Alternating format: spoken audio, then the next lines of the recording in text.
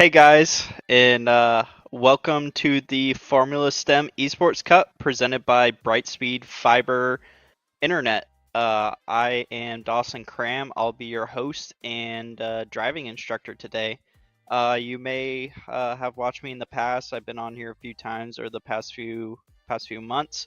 Um, let's hop into why I have shown an interest into the STEM Esports Cup and what it's all about. So STEM in itself is getting people interested in the engineering side of racing. And I myself am a driver in the NASCAR Xfinity Series and the NASCAR Craftsman Truck Series. I've also been a laundry list of things inside the sport of racing, and that starts with an engineer. I've done some crew chiefing, car chiefing, spotting.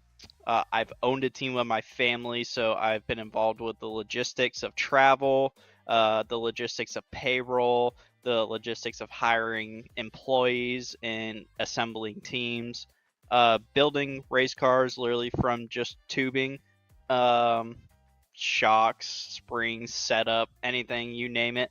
I've probably done it. I've flagged before. I've flagged races before, which is a crazy thing to throw out there. I've been the hauler driver before.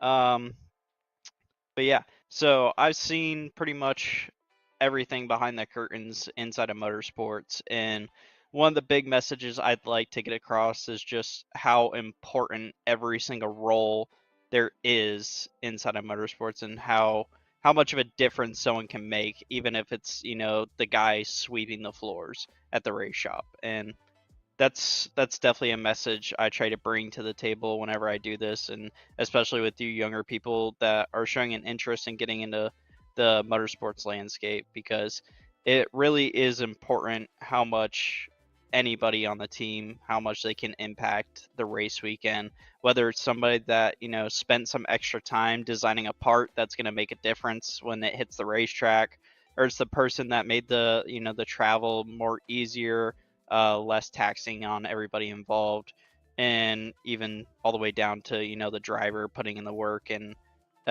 when everything is working smoothly and everybody's putting in an effort, it just makes everybody work harder and want to achieve more. So that's definitely the message I would like to send to you guys as we continue on with this program. It's a great program to get involved and start your love of motorsports, and it's always fun to get to drive and be on a tour that goes to a bunch of different racetracks. And with that, we are going to be at Silverstone. So if we could go ahead and get the track map pulled up.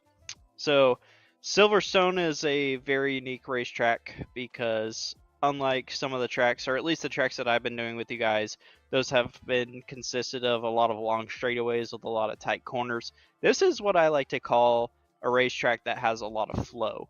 And just from my personal background, it's more suited to the types of racetracks that I usually go to, especially in my career. Um, I've run at all sorts of different racetracks, but the stock cars, they like to go to racetracks that kind of mimic Silverstone. So you have a lot of really nice flowing sections. Turn 1 is pretty fast, flowing. Turn 2 obviously flowing. Turn 3 is when you start getting into some slow corners because we have a mix of everything. We have 2 to 3 big straightaways, and then half of the corners are super tight, heavy braking zones, and then the other half are high speed flowing corners, as I like to put them. So turn 1, a right-hander, not much brake, kind of flowing. Into turn 2, pretty much no brake, flowing. Then you have a hard braking right hand turn into turn 3, and then a real slow section through there, 3, 4, 5, followed right up by a DRS zone. This is going to be a really big passing zone, in my opinion. One, because we always see passes on DRS zones, and then number 2, because we have a slow section right before a long straightaway, and then down into a tight braking zone. And turn 6 and 7 they're going to be chaos, in my opinion. Everybody asks, what's the most chaotic section we're going to see every week? I'm going to say it's right there, because you're going to have this slow section where everybody gets bunched up. You can see the guy right ahead of you. You get a big run off this corner, and then you're heading down into turn 6, which is a left-hander. Maybe you dive out of line, and you try to do the overtake. But then when you get to turn 7, you're on the opposite side of the racing zone. You're on the outside, which you don't want to be on. And then in the turn 8, 9, you're on the wrong side of the racetrack. So there's going to be a lot of mental chess game going on there, and then also thinking corners ahead to be um, able to conquer who you're racing. And then also, it's going to be pretty easy to defend through there if you have somebody that's pressing down on you. You can put them in a lot of bad spots and push them into some mistakes. And then same for the other thing. If you get pressure in somebody, you can make them make a mistake in turn 6, back yourself back up and cross them over out of 7, and then move on into 8, 9. 10, 11, 12, 13, 14 are all super fast, flowing corners. You got a drag brake. It reminds me a lot of Coda, the S's, because you enter with a ton of speed, and as you get through the S's, when you get to like the final 2, 13, 14, you got the trail brake and slow yourself down and really focus on the exit of 14, because we have another DRS zone, another long straightaway down into turn 15, which isn't too heavy of a braking zone, but it's definitely going to be a passing zone. Probably, in my opinion, the better place to have a safer overtake if you're really just trying to conserve yourself and try to have a clean race. And like I like to say, what I've been trying to say for the past few weeks is to finish first, you first must finish. So we definitely want to keep all 4 wheels on the racing surface, keep the car on the racetrack and out of the garage. You can't learn anything when it's sitting on jack stands in the garage. I think we've all learned that the hard way. If you haven't learned it the hard way, it's probably coming. So yeah, into 10, super fast, through 11, into 12, out of 12, you start dragging a little bit of brake, really setting up for turn 14, because that's where you're going to have the big run down the straightaway, and then into a hard braking zone into turn 15. Once we get up out of turn 15, we have a hairpin, not a hairpin, but a sharp 90-degree corner to the left in turn 16, and then immediately another 90-degree turn to the right in turn 17. A little bit of a short shoot into turn 18, which is, again, another 90-degree turn. This section, just when I was running a few laps, I had a lot of problems getting the power down, just having lateral grip, which I like to call it side bite. That's the way I try to pronounce it, but that's basically just keeping the rear tires in the racetrack. So there's 2 types of lateral grip that we've talked about. One is in the front end when you get down in the corner, you're turning. When you have no front lateral, it is called understeer or being tight. The front tires just don't want to grip and cut the corner as well. Sometimes you have a lack of rear lateral grip. That's usually talked as oversteer or being loose. That's when the rear tires break traction and slide. So I found that it kind of lacks some front turn, and then when I'm trying to rush the throttle, it starts coming up out of the up out of the racetrack. Because for you engineers out there, when you turn the wheel, you are unloading the platform of the race car. If you're turning to the left rear starts coming out of the racetrack and pins it to the right front and creates what we call de-wedging, and it helps the car rotate for one because it's freeing it up. But when you're trying to throttle and you're freed up, you don't have the amount of grip that you are expecting, and it can create a snap oversteer effect, or snapping loose is what I tend to call it. So I'm going to go ahead and load up a session, and we're going to talk about some more in depth with some slow laps here. So looks like I was parked in the gravel. But right here, this is turn 17 down into turn 18. So turn 18 is a long straightaway. Really cool looking bridge right here. The front stretch of Silverstone is really pretty. Here we go, down in turn 1, a right-hander. So turn 1, medium brake. Turn 2, it's pretty much flat out. You're just clipping it. Turn 3 is, in my opinion, deceiving. And everybody struggles with their own things.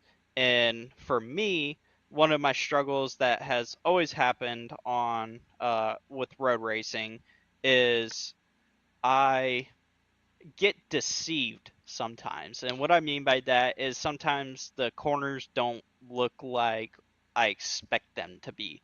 In turn 3, when I first loaded in, I was having that problem of getting deceived because the corner itself, it looks super inviting. Like when you're right here at the 50 marker, it looks like I can really shallow up my entry. It just looks super inviting to me.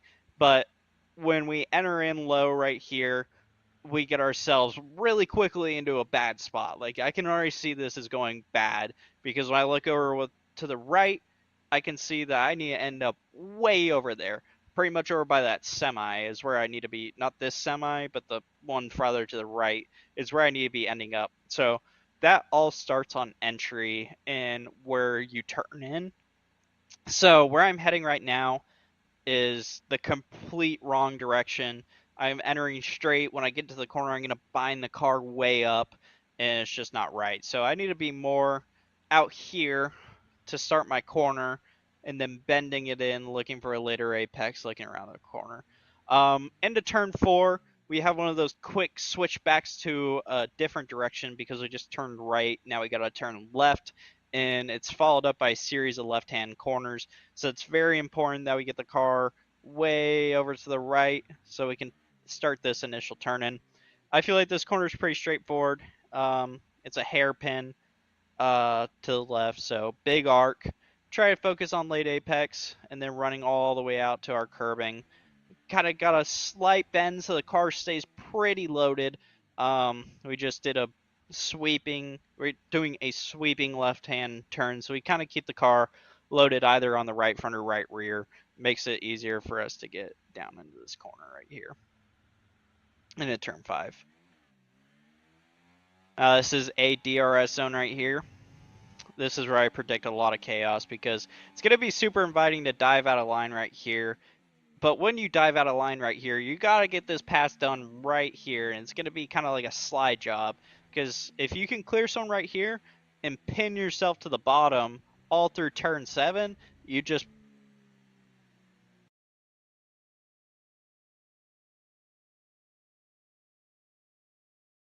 it will be a way to conquer someone and get someone behind.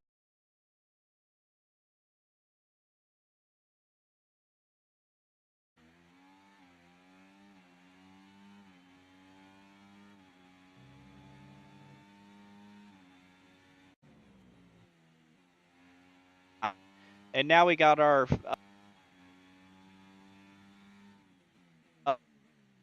um it reminds me of the S's of Coda, but this section is super fast and super inviting, and you really can bury the car down into the first couple S's. Um, Now, one thing I want to talk about is the objective to get through S's quickly is to try to get the car through there as straight as possible. And what I mean by that is keeping the wheel as straight as possible.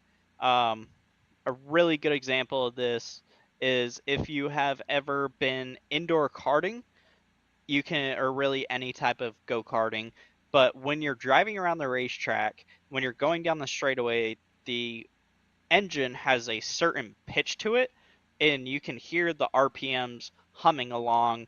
The engine sounds happy, for lack of better words. But when you get down in the corner and you bind up the wheel and you're turning, you can hear the RPMs bog, and the thing sounds not as happy, sounds almost depressed. Well, that happens in any type of race car. It even happens when you're pushing a car around. If you've ever pushed a car around and had to turn the wheel, you notice how tight it get or how heavy it gets to push. That's because you're creating friction. The race cars are designed when you turn to kind of lock down on the racetrack and grip up. So naturally, when you turn the wheel, you start creating friction and reducing momentum. So the fastest way through here is with the wheel straight, especially when you're going through these fast sections like turn 8, turn 9, and then these S's when it's very minimal brake, almost flat out. If you use as little wheel as possible, it's gonna help your lap time because you're creating less resistance for you. If you ever watch racing and you see where they're going through fast sections, you can see where they're being very, very precise with their steering just to kind of make sure that they don't rub off too much speed. So turn 10 is pretty straightforward. Wheel straight. We're setting up for 11. And one thing that I have to preach to you guys is always be looking ahead and always be thinking ahead. So these turns get progressively tighter and they are off cambered. Turn 12, you're going to start dragging some brake into 13, but make sure that you unload the brake pedal once you get into turn 12. Um, if you've heard me talk before, you know I like to preach. Please don't do too much of this, too much things at once. And what I mean by that is if you're turning, you should only be turning. If you're throttling, you should try to only be throttling. If you're braking, you should only be braking. Try to act like everything is connected and tied together with a string, and just try to not ask too much of the race car. So try to have the car slowed to the point that you want it at as you enter turn 12, and then release the brake, let it roll, or I mean 13. And then you get something that's odd about this racetrack.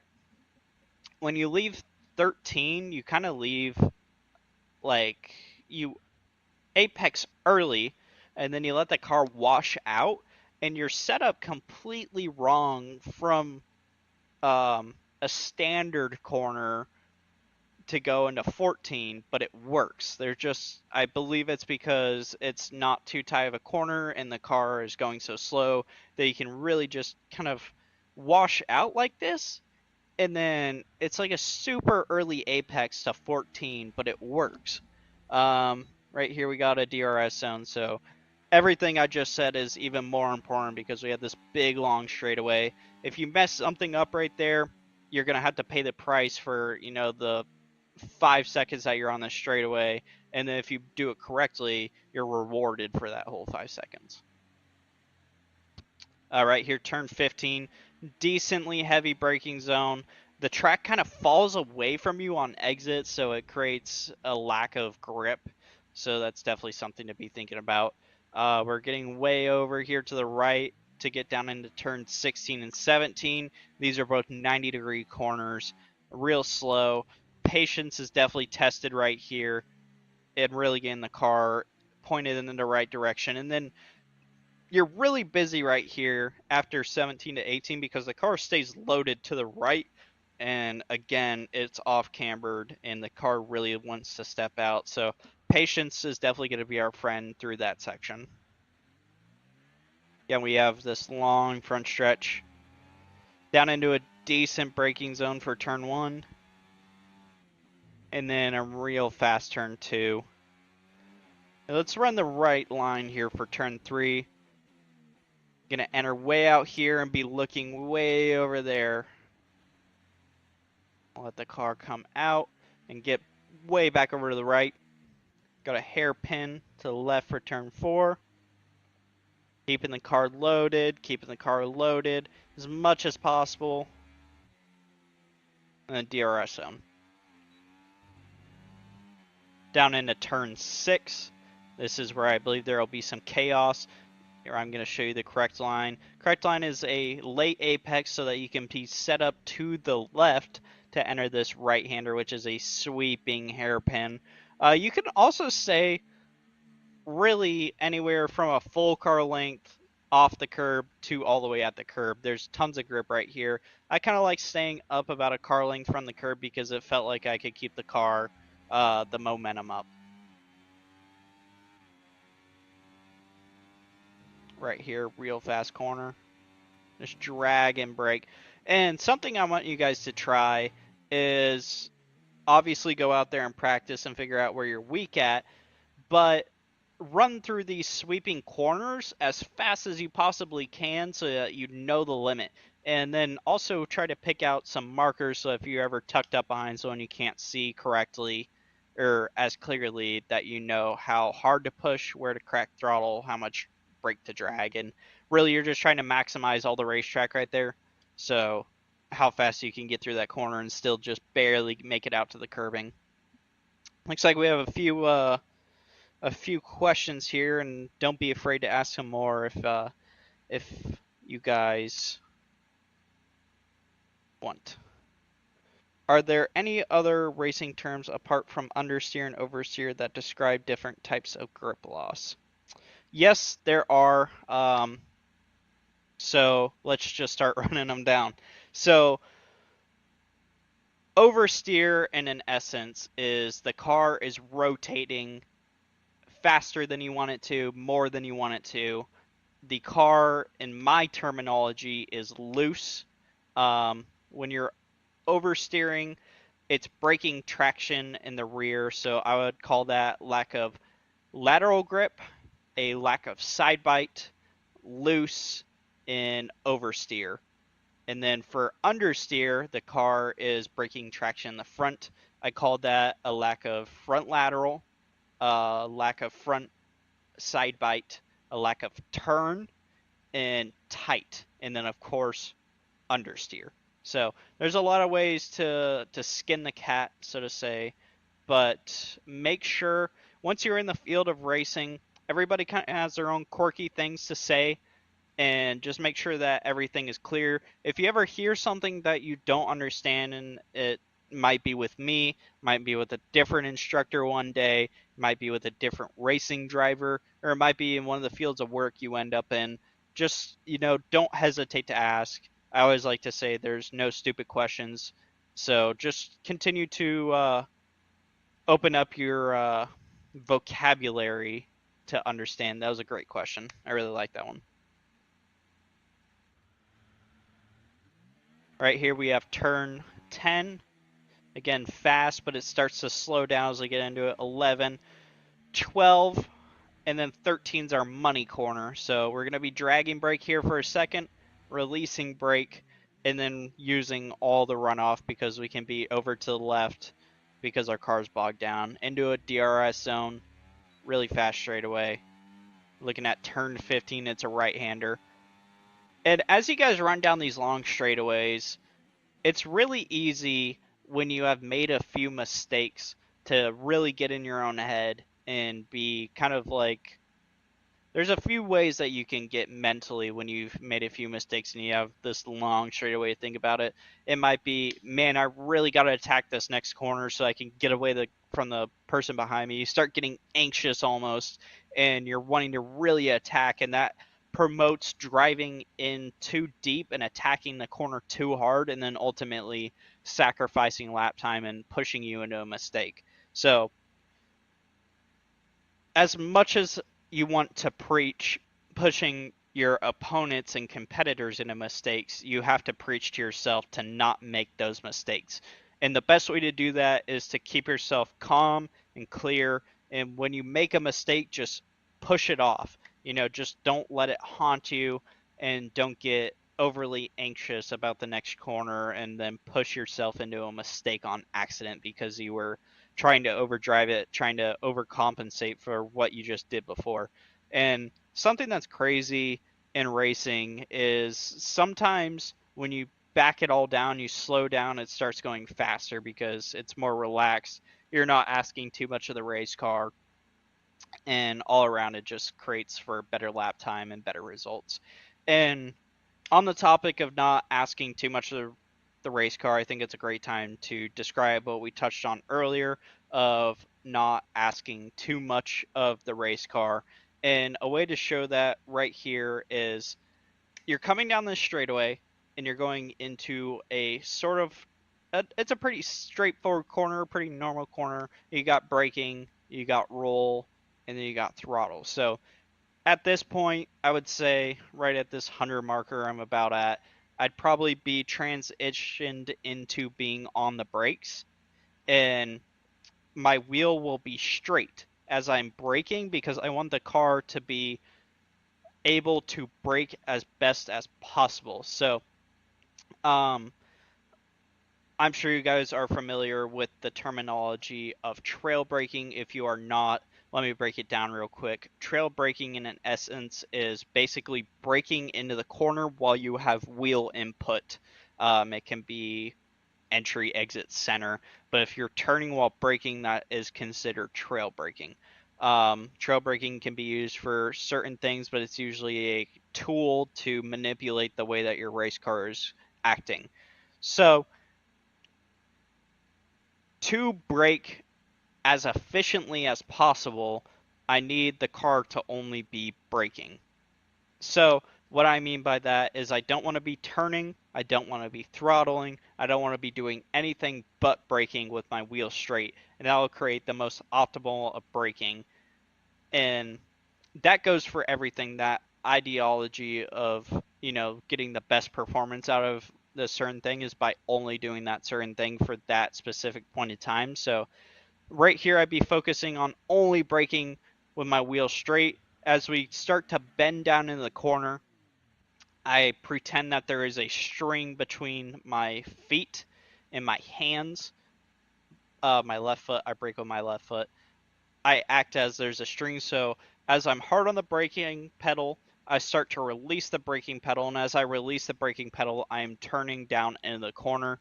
And the most optimal way to do that, and the best way to do it, is to have fully released off the brake when you're max turn, and hopefully be coasting and getting the car rotated. So right here, I would be off throttle, off brake, just turning the race car, letting it coast, because that allows for the car to turn as efficiently as possible, because I'm not asking too much of the race car and not too much of the tire. Everybody is equal in a sense of we all have four tires on the ground. We all have the same amount of contact patch within a few degrees of camber. So we're trying to maximize that contact patch, and one way that you can do it as a driver is by asking one thing at a time of your race car so that you can make the most out of the tire on the racetrack. So right here, I would have been coasting. When I feel that my car is rotated to the point that I want it to be around the bend of the corner, that's when I'll start to throttle up, and I will hope to be unwinding my wheel as I roll down the throttle again, imagining that I have a string tied between my hands and my gas pedal. So I hope that all makes sense. If you have some questions, don't hesitate to ask. I know that was a lot at once, but uh, believe me, it is a very true philosophy. And when you start dragging brake in the center of the corner or picking the throttle up at certain points, it's manipulating the race car. So there are tools that you have inside the race car, just like your crew chief and your pit crew have tools that adjust on the race car, tighten down bolts and screws and changing tires, camber, wedge, anything like that, nose weight. You have tools inside the race car, one being your brake bias, and then number two, where your appendages are linked to, which is your steering wheel, your gas, and your brake. So there's a lot you can do with all three of those things that manipulate the race car. Um, you can manipulate it by stabbing brake at certain points, releasing the brake aggressively, releasing throttle aggressively, throttling aggressively, throttle points, lift points, all that good stuff.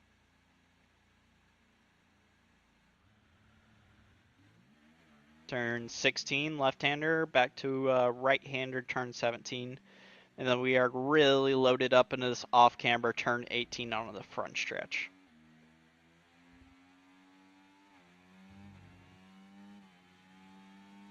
I think you guys are going to find that this racetrack is super fun, because I really like it. I really like these flowy racetracks. There's pretty much something for everyone in this racetrack.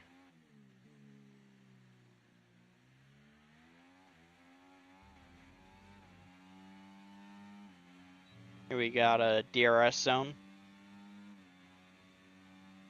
down into turn 6. Late apex, so that we are set up correctly for turn 7.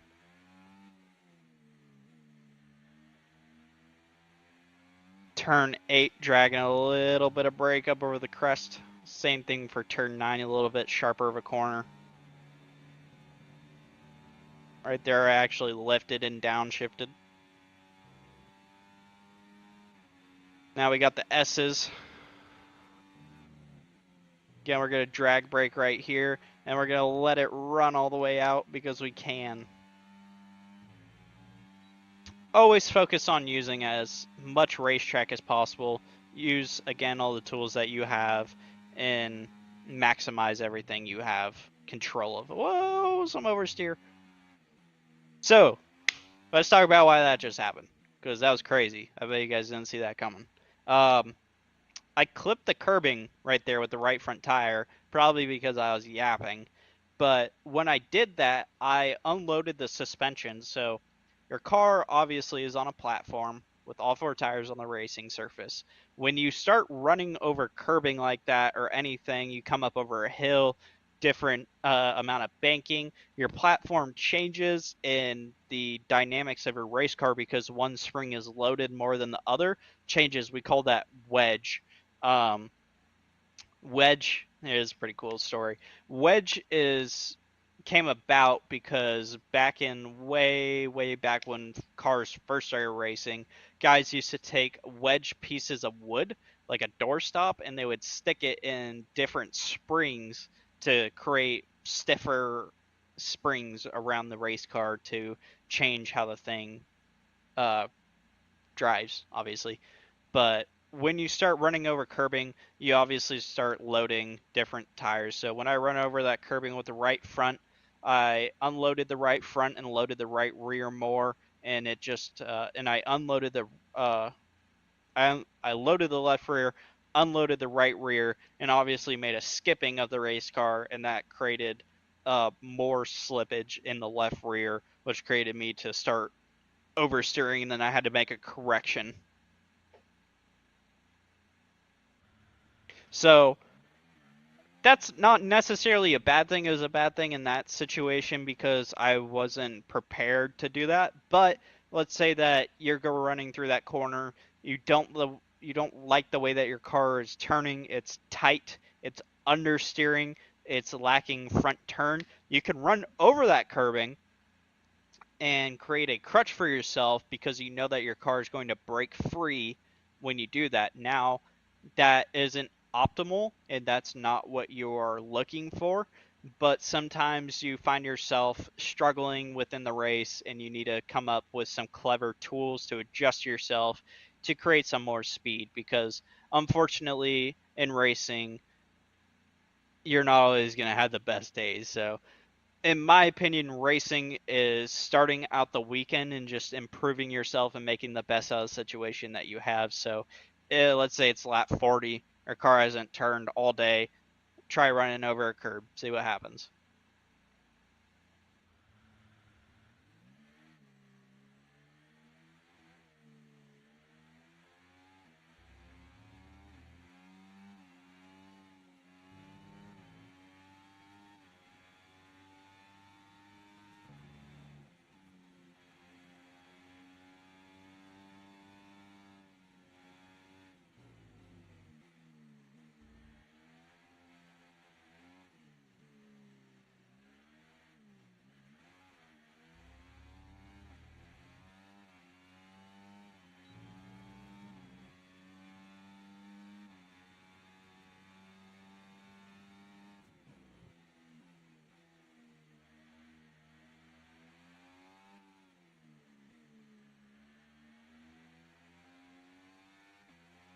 This is a really cool racetrack.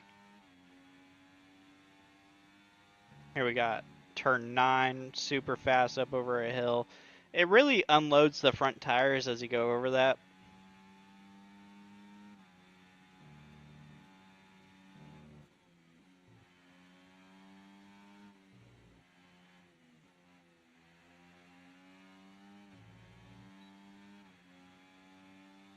DRS zone.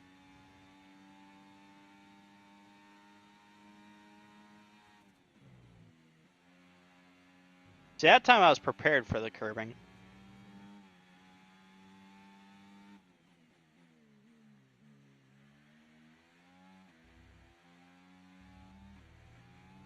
And I encourage you guys to go out there, practice, and find the limits.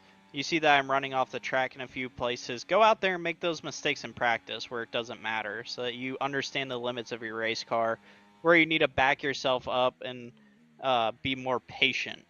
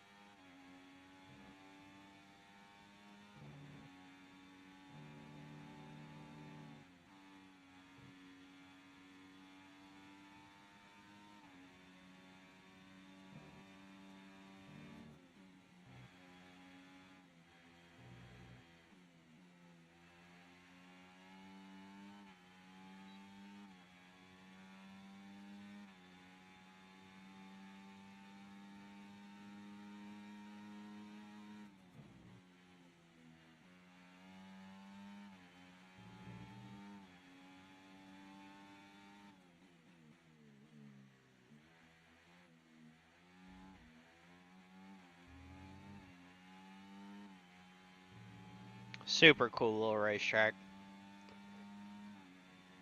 A lot of unloaded parts of the racetrack. I wanted you guys to watch my hands right here. You can see where my car's really trying to break traction, and I'm just being super patient with it, making sure that I have my car as straight as possible to maximize my throttle. That's happening primarily in these slower sections, these slower, tighter corners, because I have my car more unloaded trying to make it around these tighter corners, more wheel input. See, like right there, it's dancing because I'm trying to get the throttle down while I have wheel in it, de-wedging my race car, making it freer, bringing our cross percentage down.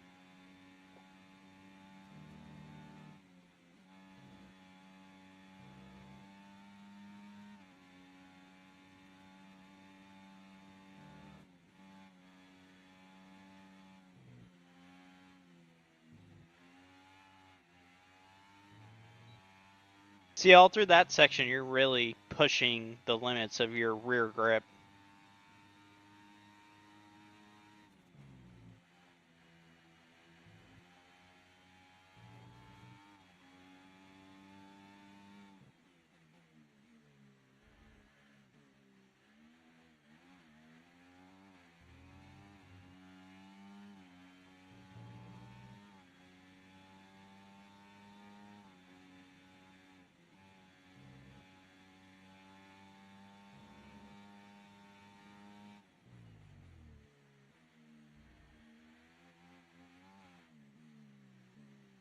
See, right there, I didn't have my wheels straight enough to be as aggressive as I just was on my throttle.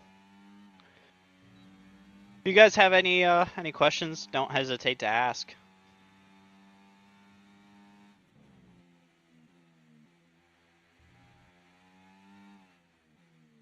Right there, through that corner, I'm going to slow down next lap to show you guys what I'm talking about.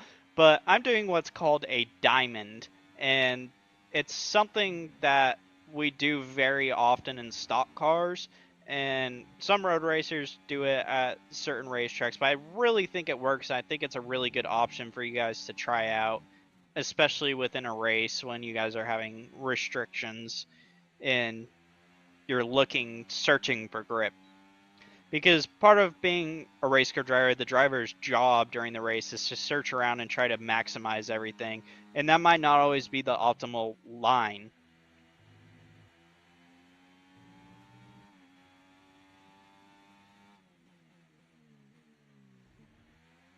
I got ahead of myself right there. I turned in way too early. So again, I'm going to get us sort of turn 7 and show you what I'm really talking about.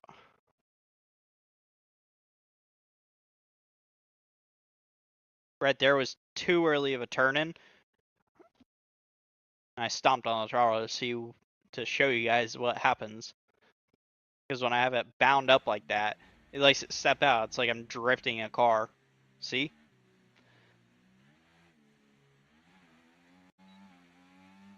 Okay, turn 7. Before I get down there, I'm just going to break it down for a second. What we're going to be achieving, or trying to achieve, with our diamond of a corner. Diamonding the corner, if you picture the shape of a diamond, it's almost a V at the bottom of it. So it comes in, and it turns and goes back down. And that's what we're going to try to achieve. Something that I really like, the reason I like it for this corner is because we've already stated that this is going to probably be the biggest passing zone, which also it's going to become the biggest defending zone, because if you're getting passed, you need to be defending it. So the objective of the people trying to pass you is going to be to get a good run off of turn 6 so that they can get to your right side, the inside line of turn 7, turn 8, and turn 9 to have you in the worst position possible for them to reap the reward. A way that we're going to combat this and defend against it is we're going to basically take the bottom away from them and create basically a roadblock. They can't pass us if there's no lane to go past us. So we're going to enter shallow, let it wash out, and then when it cuts, we're going to cut back down to the bottom and exit real straight. And it creates a lot of unique things because, one, you can charge the corner harder because you're not going, usually your slowest point of the corner is when you enter it. When you're braking, then you release the brake, you roll, and then you start to throttle up. This, you're driving into the corner and then letting it wash out slow and then come back down the corner. So the slowest point of the corner is in the center of the corner, and it creates this kind of accordion effect with the cars behind you because they have to slow down to adjust to your speed to obviously not run over you and wreck you in themselves. It creates a real tough predicament for somebody to try to pass you and overtake you. And it also creates different ways to make your car rotate because the car is not used to what you're asking it to do. But it also creates this straight exit that promotes being able to be aggressive on throttle. That really helps.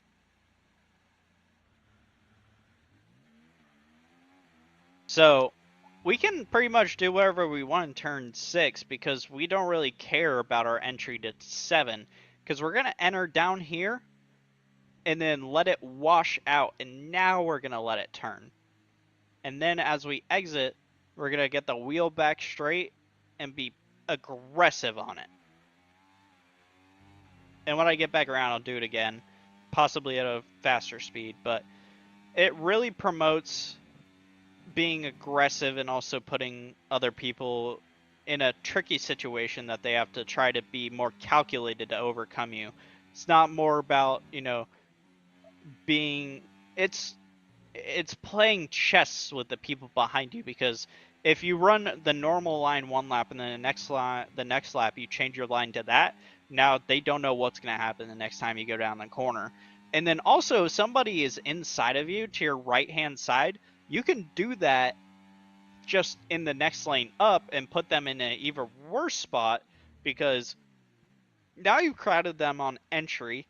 They can't get the car over to the left side to get the correct angle to enter the corner. Now they're going to be washing up just like you are, but they can only go to the limit of you, and you have more room to work with, so you get rotated sooner. And when you get rotated, you're coming down the track and you're putting them in a terrible position where they have to turn to not hit you, and they're way bound up. They're in such a box that you just drive away.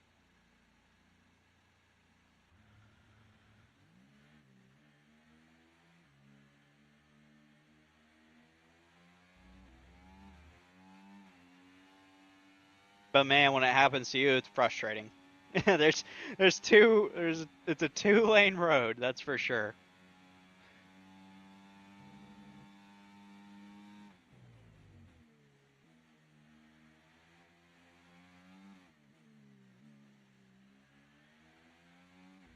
All right, I'm gonna do our diamond down here with a little bit more speed.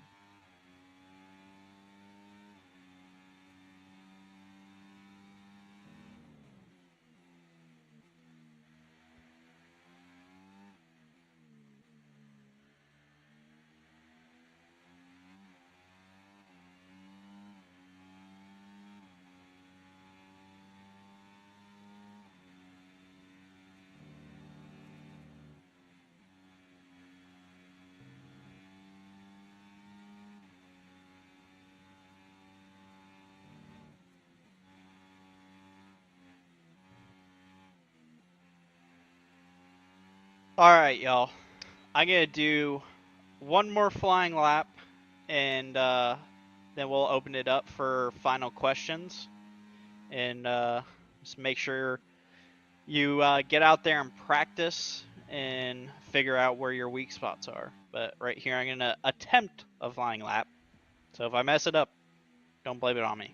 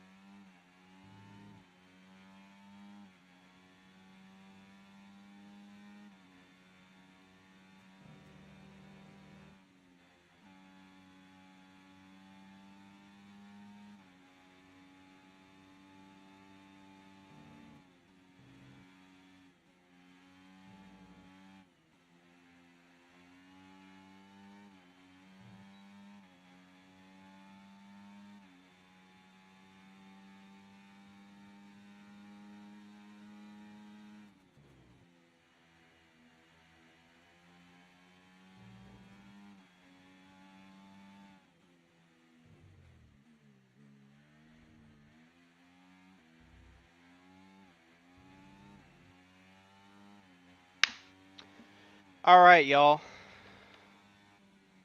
Last chance for questions.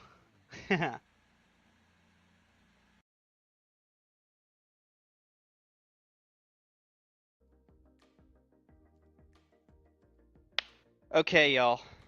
I'm not seeing any more questions coming through, but make sure you go out there, practice. You can still ask questions. I usually get to see them.